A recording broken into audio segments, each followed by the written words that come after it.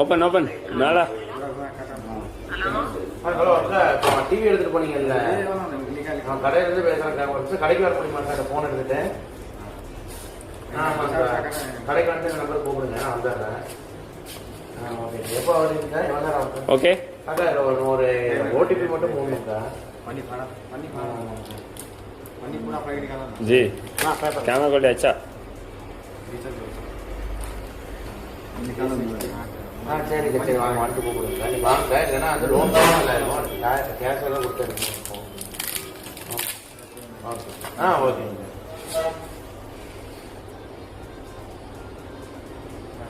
okay okay